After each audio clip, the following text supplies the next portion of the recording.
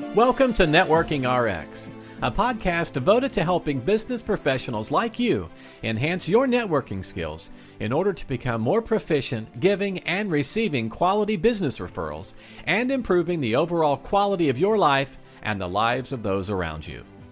The Networking RX podcast is a production of AmSpirit Business Connections, an organization whose mission is to empower business success through networking. One of the things that happens in chapters of AmSpirit Business Connections, well, not all chapters do it, but some chapters do. I was at one yesterday. What they do in the beginning of the meeting, just kind of everyone get to know one another, is the president will always have a question that's kind of an icebreaker and gets everybody talking, and it's fun. You know, what's your favorite car? What's your favorite movie? Things like that.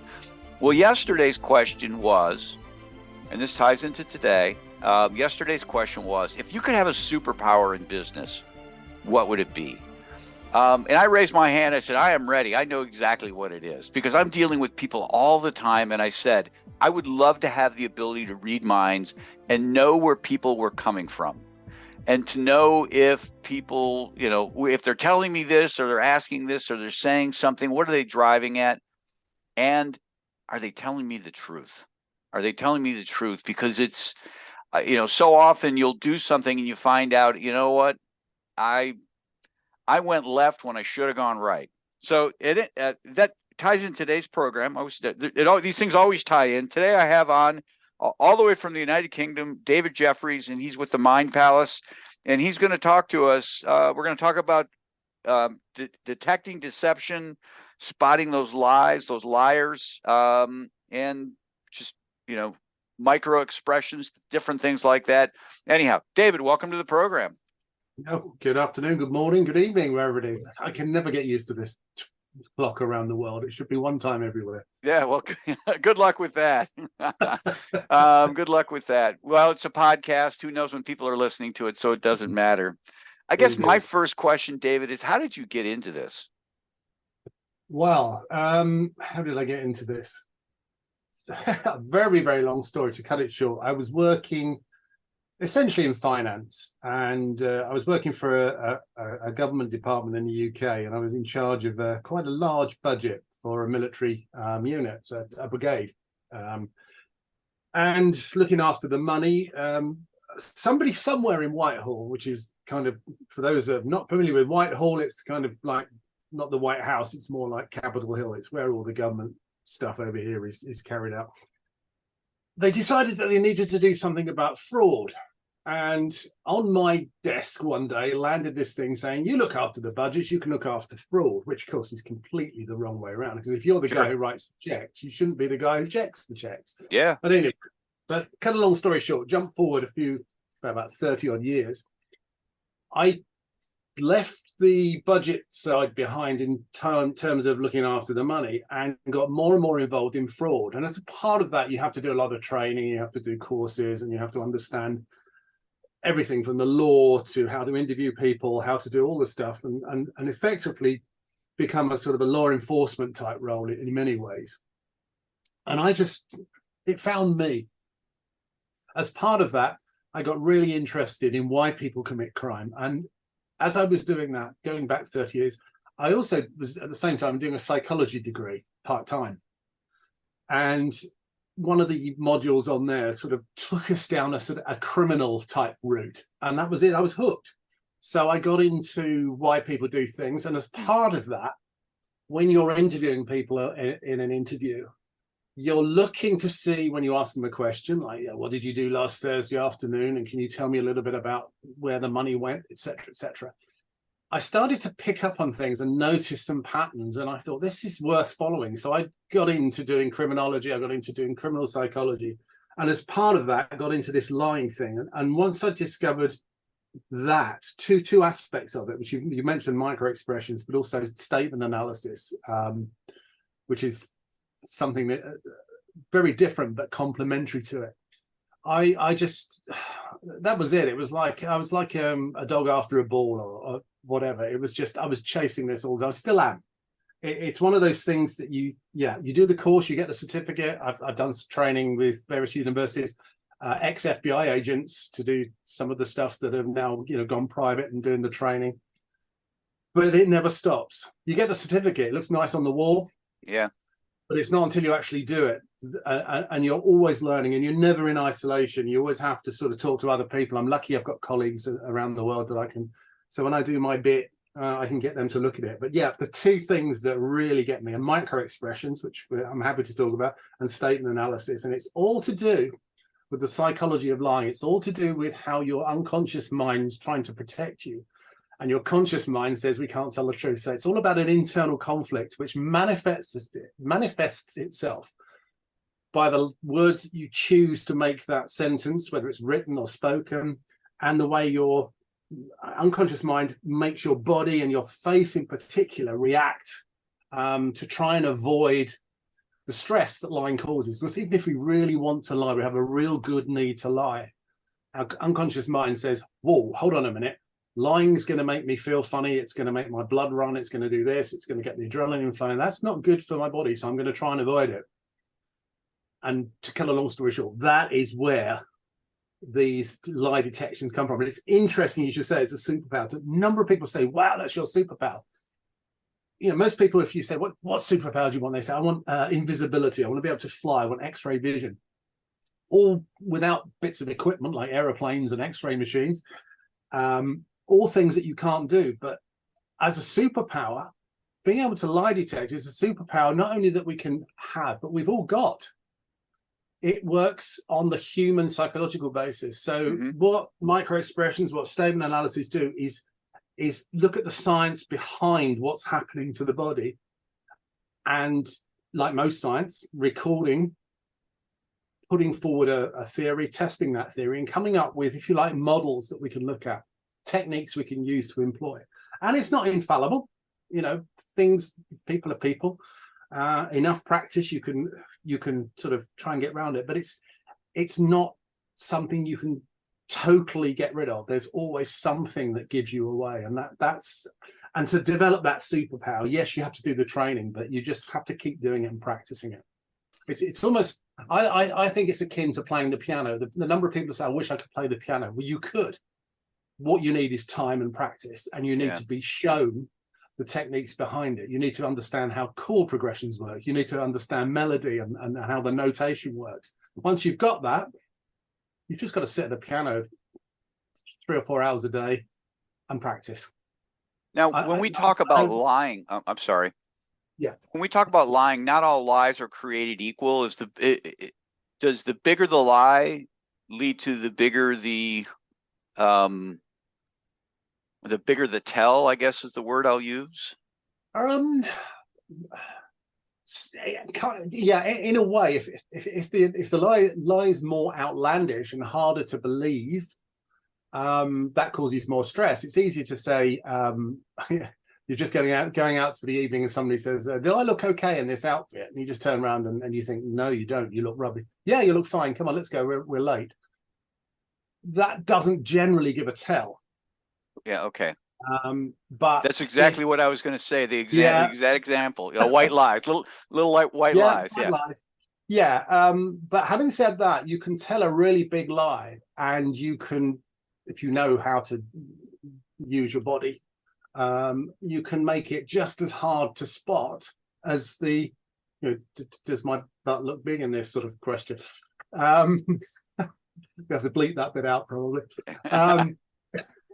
Yeah, but the key to good lying, if you want, this is a tip for the listeners, if you really want to lie and have the best chance of not being detected, you have to do one thing. You have to convince yourself it's the truth. Yeah.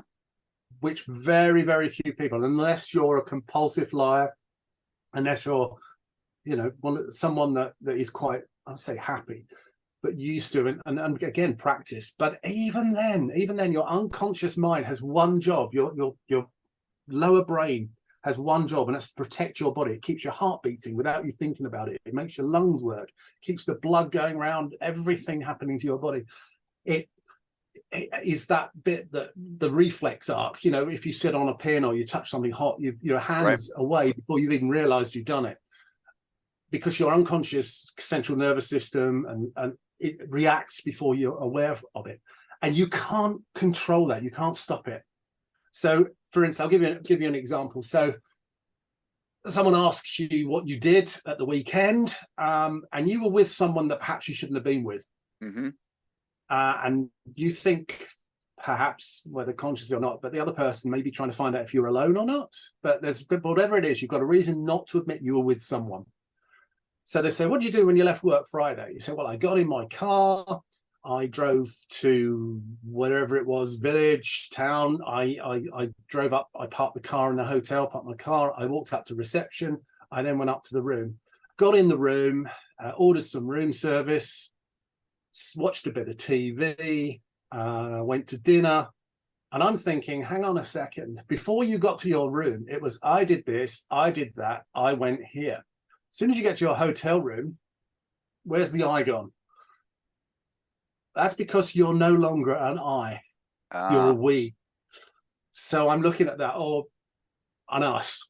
And is that the statement analysis that you're referring to? That's the statement analysis. So, okay. But also, if I'm looking at what they're saying at the same time, there are clues and keys physically. So I'm looking at the face, and the face might be doing one thing in the first half of that interview. In the second half, I might start to look, I don't know, a little sad, because I'm a bit sad because I'm lying and I don't like lying. So my brain says, "Ooh, this is not good."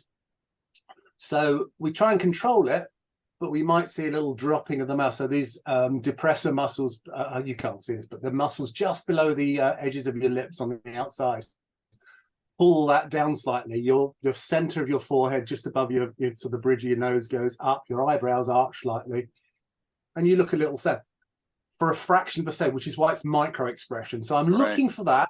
I could be looking for palms put out forward and upwards, because and perhaps a shrug, because that is an indication that what I'm saying is not, I'm not happy with it. You can't rely on what I'm saying, because you think about what we do. If someone says, how much is that going to cost? You sort of shrug, put your palms up and go, I don't know.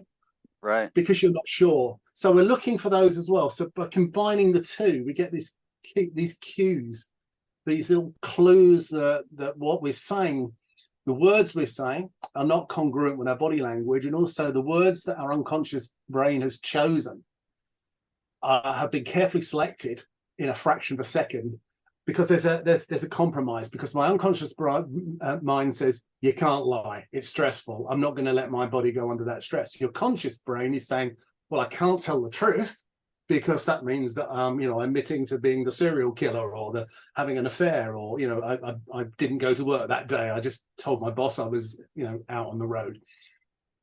So the compromise is we construct a sentence that is not a lie, but it's not the truth.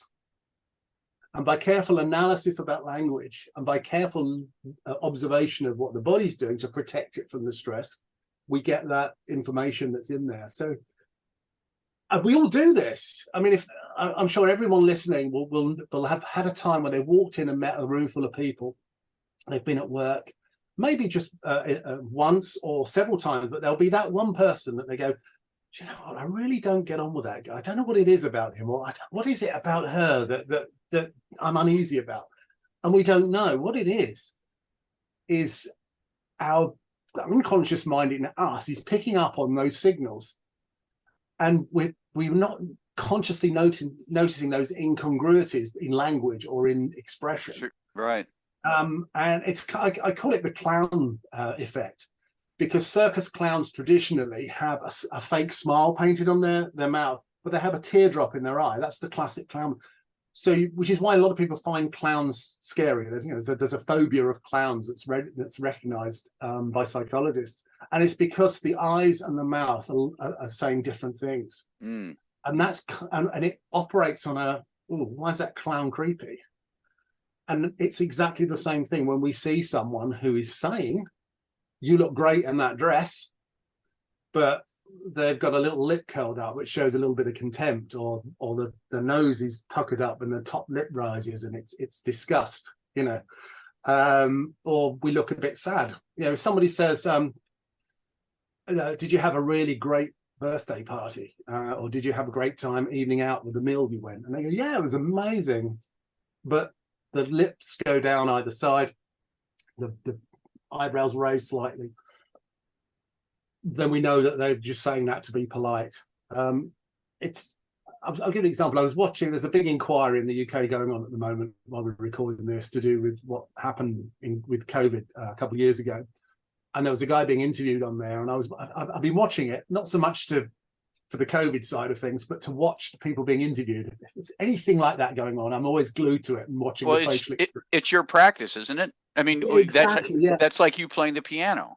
Yeah, right? Exactly. That's my my leisure time is watching people being interviewed. That's okay. Well, you're an expert in your craft. I think that's great. But they were asking him some questions about something, and he was doing the usual avoidance stuff. I don't remember. It was a long time ago. I think it might have been that. And he looked quite sort of under the pressure. And they said, well, we've got a copy of your diary here. Can we put up on the screen Exhibit 169? Right. And it was a classic micro expression. So a fraction of a second, he had fear on his face.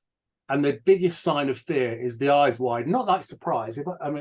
If you do surprise, eyebrows go up, the eyes wide. When it's fear, those eyes open even more. You can see the whites of the eyes all around there and above. And for a fraction of a second, which is a micro expression, he did that. And you just knew. I mean, if you're the barrister, the lawyer that's asking those questions, and you've got a witness in the box, and you go, oh, can I have a look at Exhibit 27, which is your personal phone log? And you see that, I've got him. You give that, and he could not control that. And it's that an example. So if I was to say in an interview when I've got someone in front of me suspected of whatever, murder, assault, theft, whatever it is, and I was to say something, and I say, okay, right, thanks very much. I've got your phone logs here. This tells us where your mobile phone was, and you've already said you have your mobile phone with you everywhere you go. It's there. You never leave your side, and everyone's told us that. So this will tell us where all the. So you say you've never been to the First National Bank in Oshkosh, Wisconsin, or something. Okay, right. Let's have a look at your mobile. See what mast it's pinged, and if a second you see that look on it, Yeah, you got there's something about his phone log that's going to give it away. So is it a fair statement that, well, obviously these micro expressions are happening and we can't control them. Is it a fair statement to say that everybody picks up on them, but they don't know what they're picking up on? Is that someone like you knows, hey, they're lying. The micro expression I see, I might not know they're lying, but something's off just for a second, and it kind of goes to my gut, if you will. Yeah, a lot of what we call gut feeling is that. So if you work in a bank and somebody comes in and wants a loan, they filled out the paperwork, they've got their salary slips and everything, but the bank teller or the bank clerk, the manager will be sitting there and going, he ticks all the boxes on the computer, but I feel uncomfortable about lending money to this guy. Why is that? And that'll be because something about him doesn't ring true, and it'll be about his behavior or his language. And if you're trained in doing, this is one thing that I do. I go into places like banks and HR, human resources. That's a brilliant. So personnel departments, you're going to recruit someone in a fairly major position. You've done the first interview and you've got 6 candidates left. You're not sure. One of them's got all the qualifications and experience, but there's something about him. I'm not sure, but everything says we should hire number 2, but number 1's close. I can go in there, I can sit in a second interview, I can say, right, get them to write out whatever it is, their experience, in longhand, and I'll look at it and I'll tell you if there's anything that they're holding back or whatever. But the same thing, they would be sitting on that interview, and there's this guy, he says he's worked for, Wells Fargo as this, and he's worked at, let's say, Chase Manhattan for something else, and he wants a job with my bank. But there's something about it, and they will pick up on it, but they won't be able to quantify it.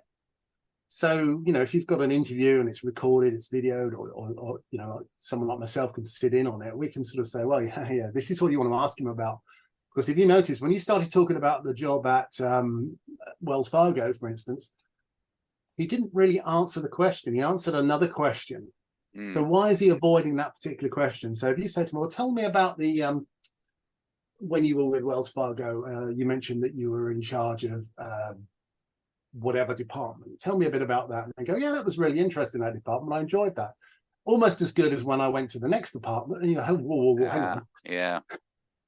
And if you know, I'm sitting here saying it now and it sounds obvious, but how many times as you know, the managers and the HR people listening to this, the personnel people, are going back now going, oh yeah, I remember something that happened like that.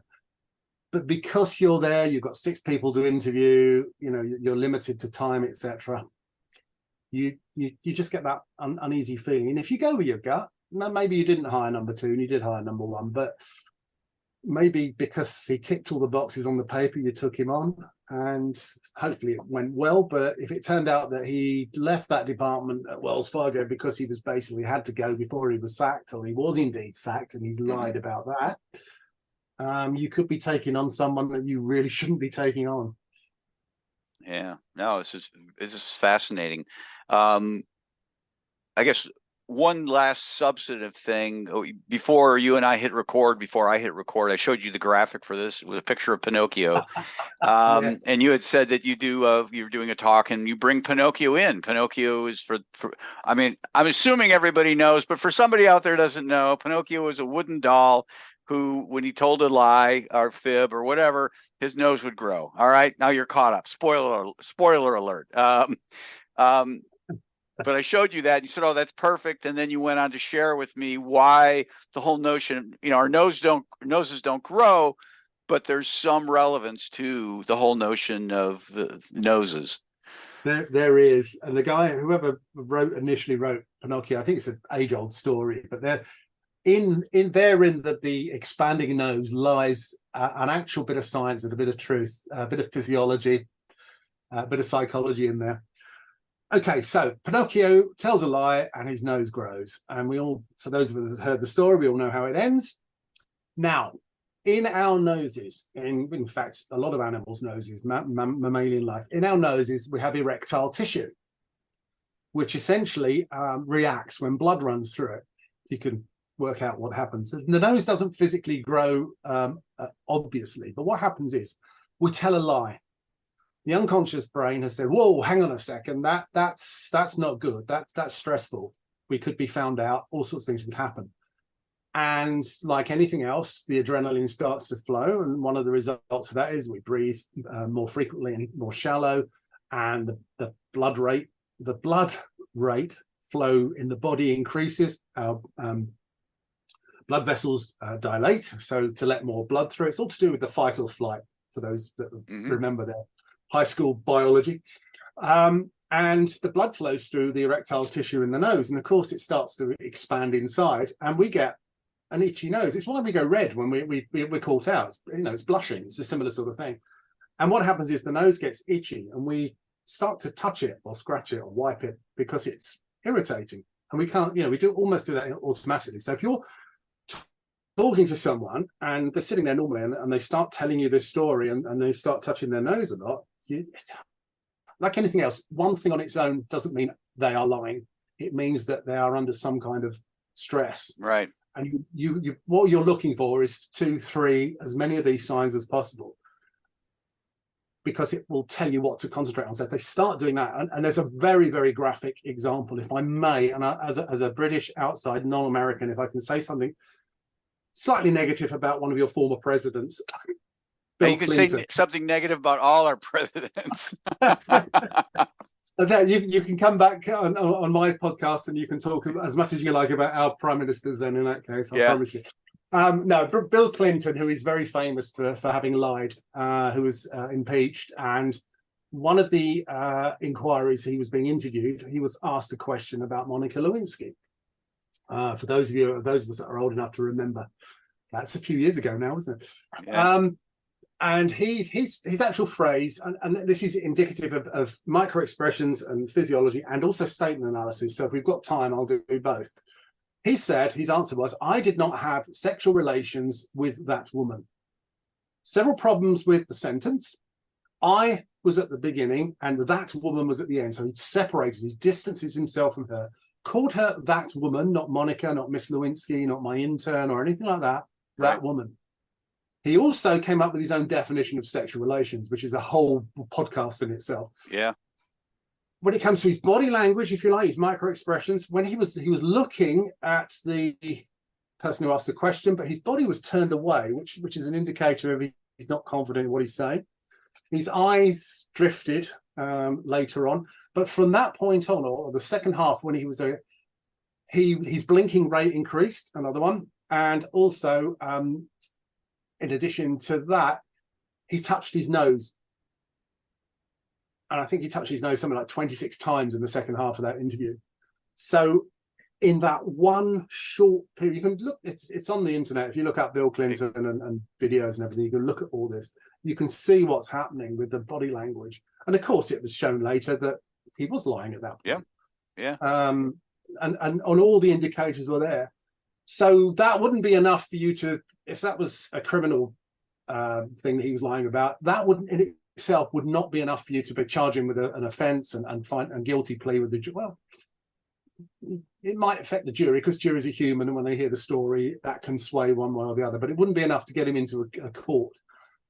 But what it does do is it shows you, as an investigator, as a psychologist, that is very sensitive to him. That is something he doesn't want to talk about. He's not comfortable about being with Monica Lewinsky. Why does he not want to be with her? Why did his body react in that way? And it tells you, you know that he's lying, or you know that there's something about that is very, very uncomfortable for him, more than just, I don't want to talk about it. This is an issue. And even if you're not looking at something criminal, it could be something very minor. It shows you in a job interview where to steer that interview, because this is going to find out if there's anything about that person that makes him or her unsuitable for the role you're interviewing for. So if he starts getting funny about a job where he was in charge of budgets and you're looking to appoint a new finance director or VP for finance or whatever it is, that should ring alarm bells. Not so that you don't appoint him, but you need to find out more about what happened there. The benefit of that is, as well, if you interview someone for, say, an hour, you've got 60 minutes worth of possible things to follow up on. That's a lot of points that are going to be raised in just an hour. If you know that there were 3 points during that interview when that person started exhibiting micro expressions, when the word that he used indicated that he was uncomfortable or he was distancing himself, that now means that you know which 3 elements of that interview you need to follow up on. And that can save you time. It can get you a better result in terms of recruiting, in terms of investigative interviewing. And it's just, it's a superpower, as you say, in many ways, but it's a superpower. And I stress that it's a superpower that we all have. We just don't realize we can't use it yet. It's a bit like Superman can't fly yet because he hasn't put his cape on. If we can go and get our cape, our metaphorical cape, fall off a building a couple of times because we're learning to fly.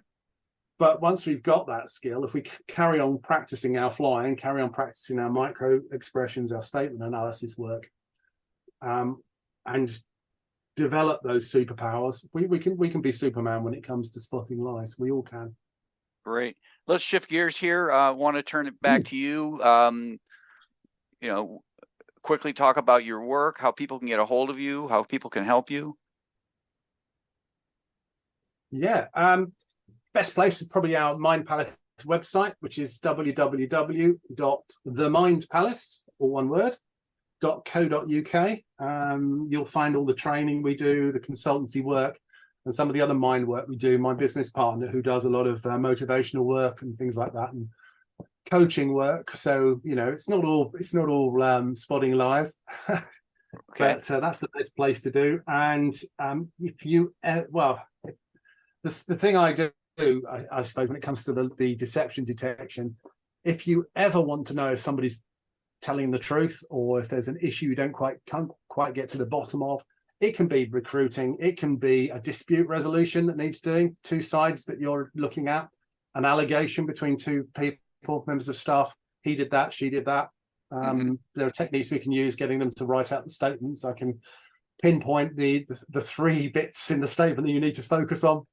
And if you have an interview, and of course it works on written statement analysis, works on the written word, the spoken word, video analysis, micro expressions. You have to see the person, so Sure. you have to be there in the interview, or it has to be a pretty good video that you can freeze frame, stop, start, and look for those expressions. But yeah, so anything like that, if you're thinking about, if you want to get to the bottom of anything, and that can be an investigation, so a member of staff that is suspected of doing something, as I say, or just a potential client or customer that you're not sure. He said he's going to do this, he wants your services, but there's something about it that doesn't ring true. You can have a look at it and go, oh yeah, you trust him or not trust him. Yeah. But at the end of the day, the decision's yours.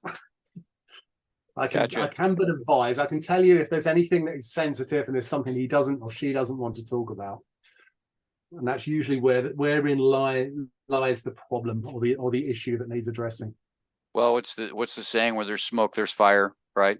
Kind of fits the cliche. Yeah, absolutely. Yeah, and it can be as simple as an incongruent adjective, or it could be a pronoun.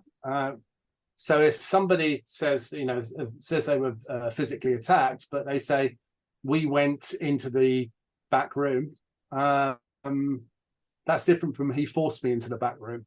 Yep. So, you get a lot of times where there are allegations made and the allegation itself is the fraudulent thing. Yeah. So, it can show up things like that. The difference, it's a good one, the difference between this and that, the difference between this car and that car, this cup of coffee and that cup of coffee. This cup of coffee indicates it's close to me. That coffee is over there. The same goes for other instances. So if I talk about that person as opposed to this person, it indicates a closeness or a distancing. That's another example. So that's what we're looking for in statement analysis, those words that tell us what's going on. And another thing is, a lot of firearms incidents. I've done quite a bit of study because I did a bit of studying with the FBI, as I say. They have some firearm incidents, and we were saying there's no synonyms in statement analysis. So the weapon, the gun, and the pistol are not the same thing. Right. Similarly as that gun, this gun, my gun, a gun, all different, and we listen for how that changes. So if I'm in my car and I'm driving along in my car and I'm talking about my car and I'm driving down the road, it starts to cough and splutter, and it dies. So I manage to stop on the edge of the road in a safe space. So I leave the vehicle and go and seek help. It changed from my car to the vehicle because it was of no longer of any use to me. That's a congruent change because it's a heap of metal now. I hate the blooming thing. It's a real pain in the 6 o'clock. So but if I then say something like my gun, my gun, my gun, my gun, then the weapon went off. I've got two problems with that. Why is it now the weapon? I'm distancing myself from that weapon. And also the second thing is weapons don't go off. Somebody has to pull a trigger. Right. So I'm saying, so that would indicate to me that you were slightly more involved in that incident with the firearm than you perhaps would like me to think. Wow. This is all very, very fascinating. Well, I really appreciate you being here today. I assume people can get a hold of you through the website. Yeah, absolutely. Okay. That's probably the best starting point because you can see what we do as well. So. All right. Well, thanks for being here. I'm going to go watch the Bill Clinton tape pretty quickly here. Brilliant. No, it's been an absolute pleasure. Thank you so much for inviting me on. Thanks for joining us on the Networking RX podcast. Please put what you've learned into action today and let us know if you have questions, comments, or ideas for future topics. You can email them to us at podcast@amspirit.com. That's AmSpirit.com. Finally, so you never miss an episode, be sure to subscribe to the Networking RX podcast through iTunes, Overcast, or however you receive your podcasts. Now get out and network with someone. The Networking RX podcast is a copyright production of AmSpirit Business Connection. All rights reserved.